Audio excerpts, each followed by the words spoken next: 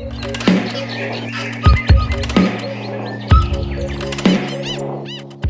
na mana e na iwi tēnā koutou katoa ko Rod Carr aho kai whakahaere hei Paurangi Climate Change Commission.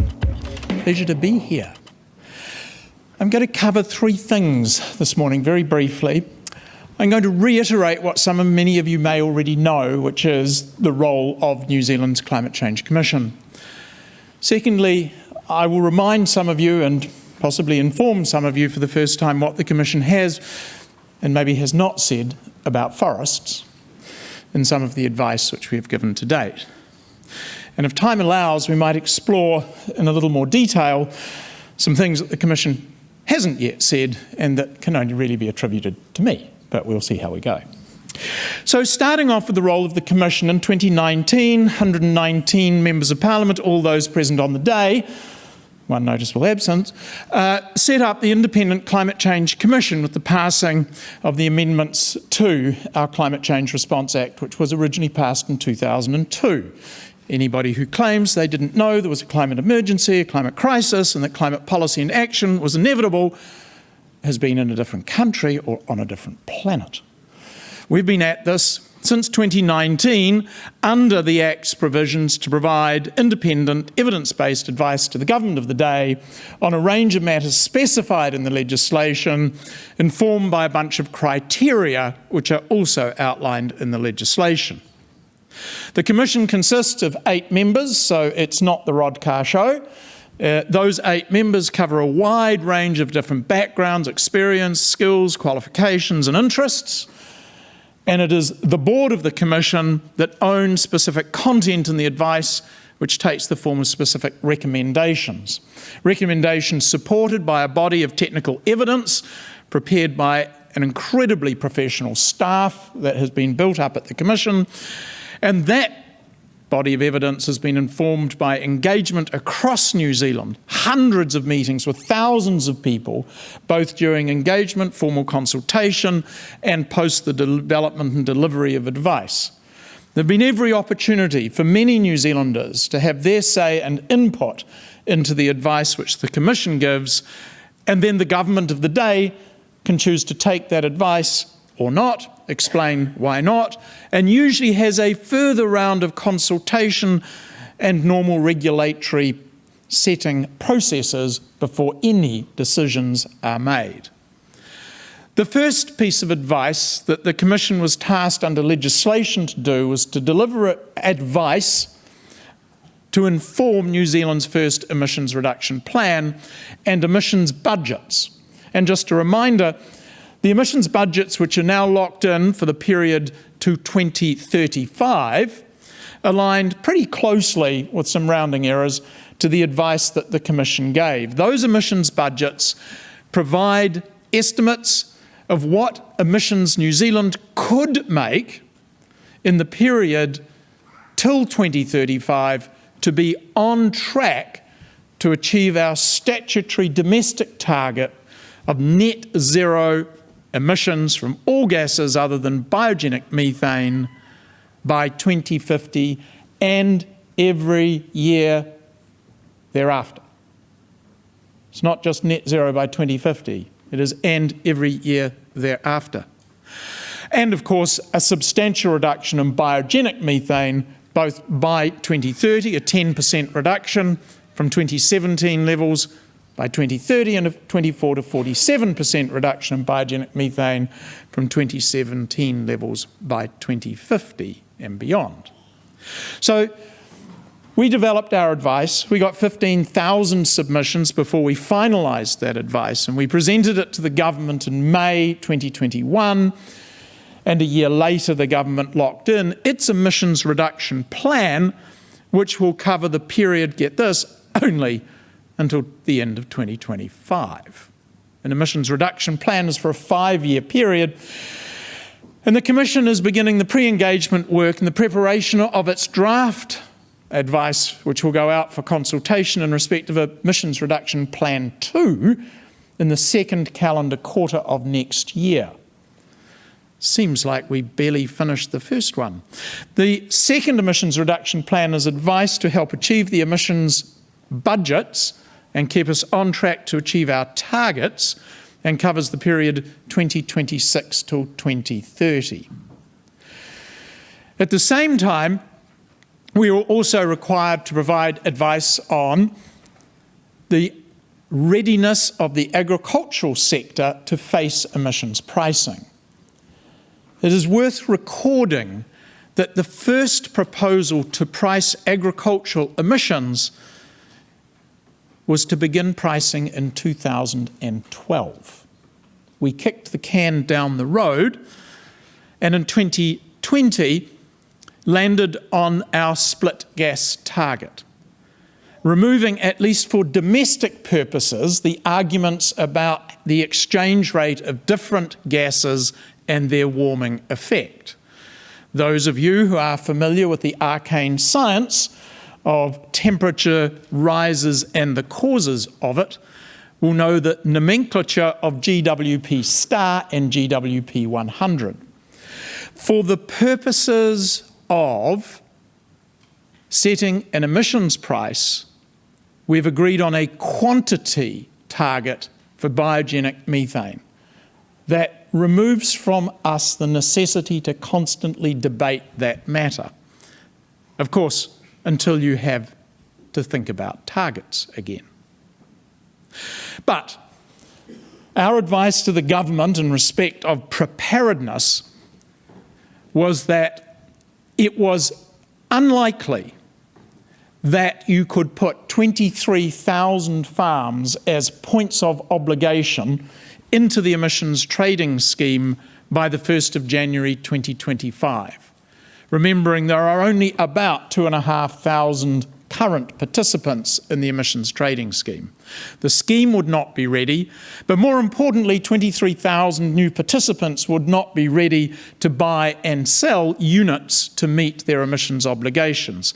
And further, the ETS was not the right mechanism, given we had a split gas target, a quantity measure for biogenic methane, and really needed a price that would be target consistent rather than a price that might be about an exchange rate of warming effects.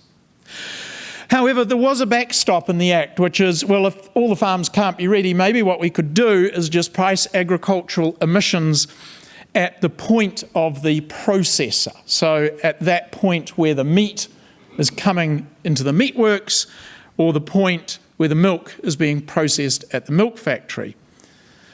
The conclusion the Commission reached was that it was practical to price at the processor level, but that such a price would be ineffective in helping achieve the target reduction in biogenic methane, because the nature of such a price would be that it would not recognise and reward lower emitting farming practices and land uses.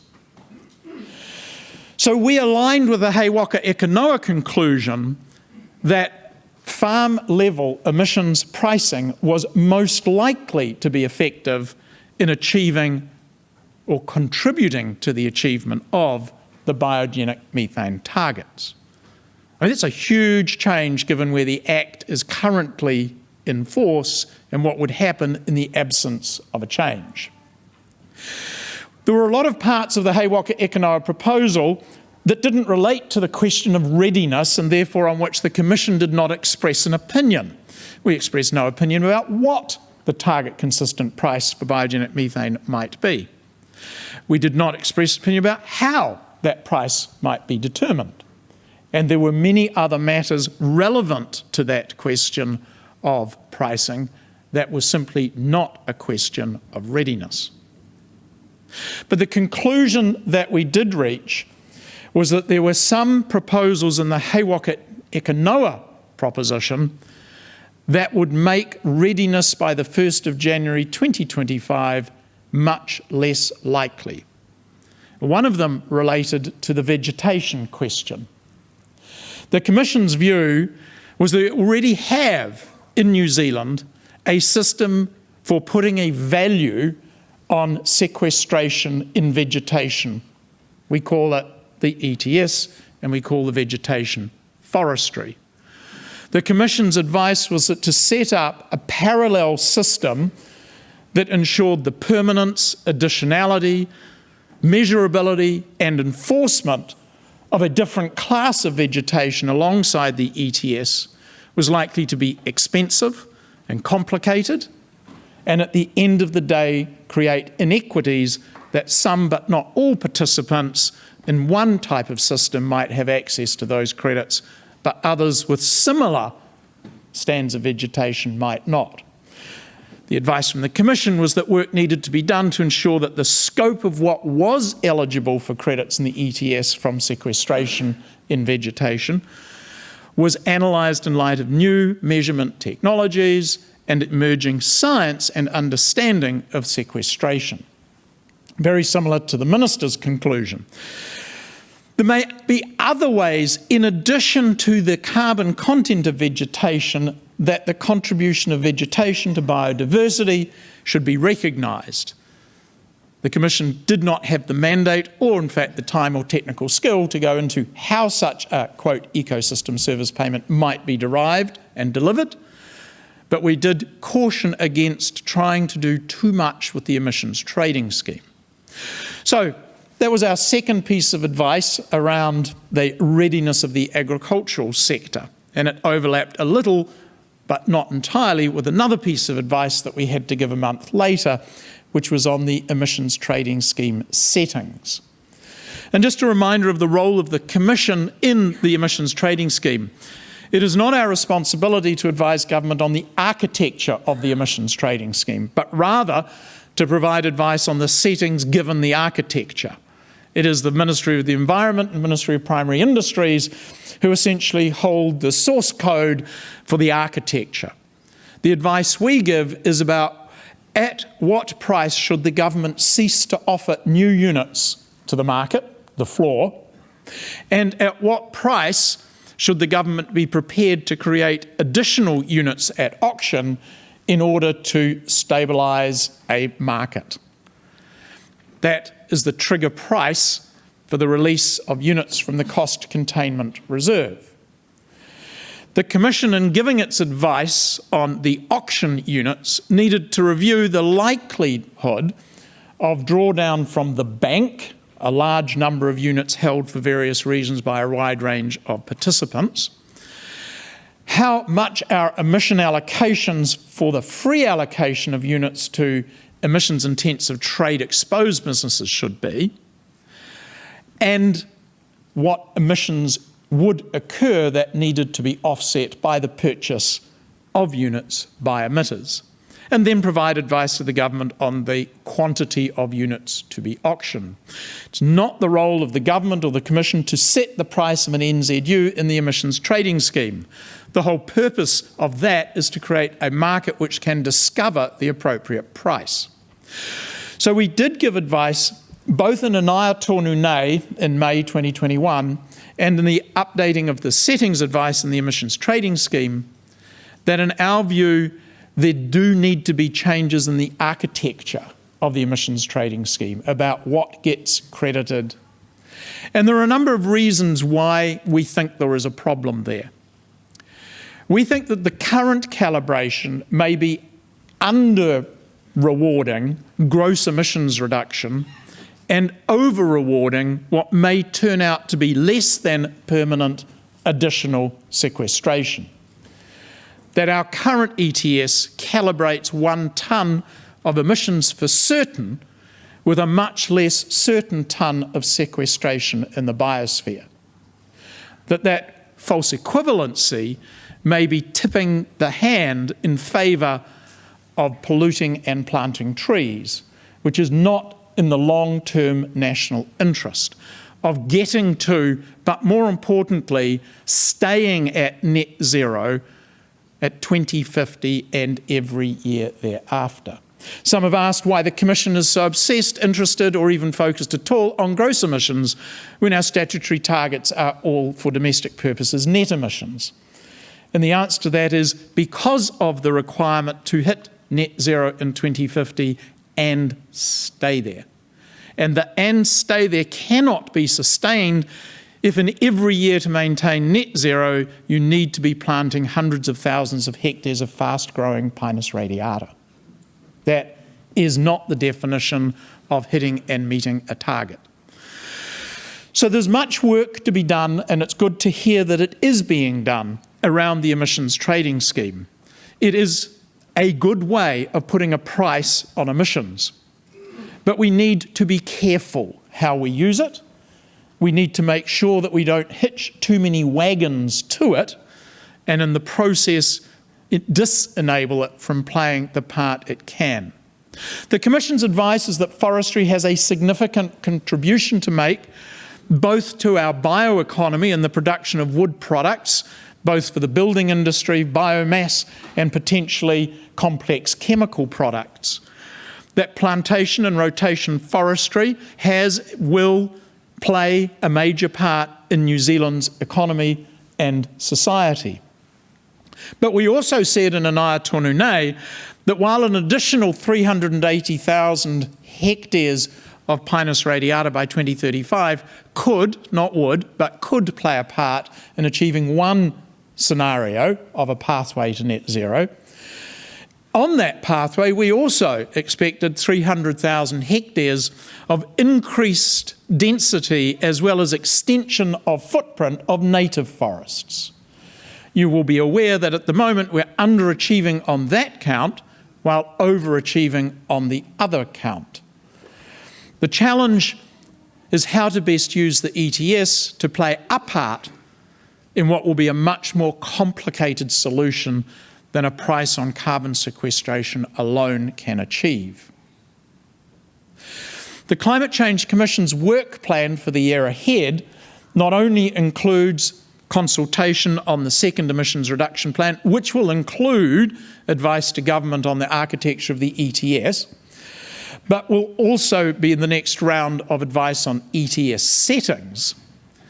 We will also begin early work on the 2024 review of targets. By the end of 2024, the Commission is required to advise the government on the day whether the criteria for a review of our domestic targets has been triggered, and if so, what advice we would offer that government on those targets.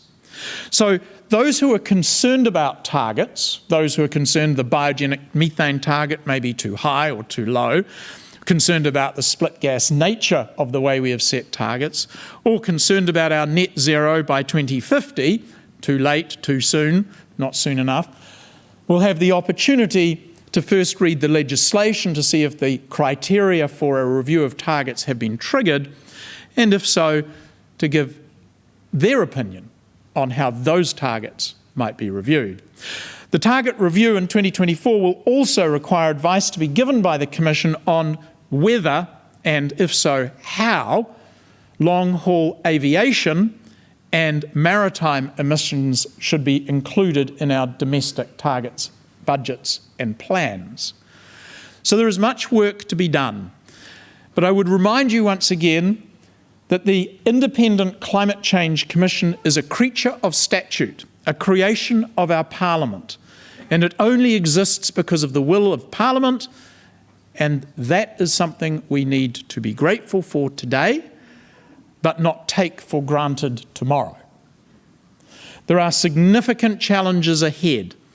One of the roles I've been performing as a side gig has been to be a member of the United Nations High-Level Expert Group, providing advice to the Secretary-General of the United Nations on, get this for a title, non-state actor net zero claims. We'd call it greenwashing. Over the last 6 months, that group of 18 chosen individuals has worked together, largely remotely, but occasionally in person, to develop that advice, which was being finalised online with my presence at 3 a.m. this morning. I have to say, good morning, everybody. It is very clear the world is increasingly sceptical about the whole notion of offsets. That in Paris in 2015, when the gross emissions reduction required to put us on a 1.5 degree pathway were revealed, it was generally thought that society was unable or unlikely to buy into those gross emissions reductions because of the challenge they posed. The idea of net targets was essentially invented at COP in 2015. The idea was that removals should count, but that to count, removals had to be additional, permanent, measurable, enforceable. The United Nations estimates that if you applied a strict standard to carbon dioxide removals, last year less than 100,000 tonnes of the 55 billion tonnes of greenhouse gases emitted were removed from the atmosphere.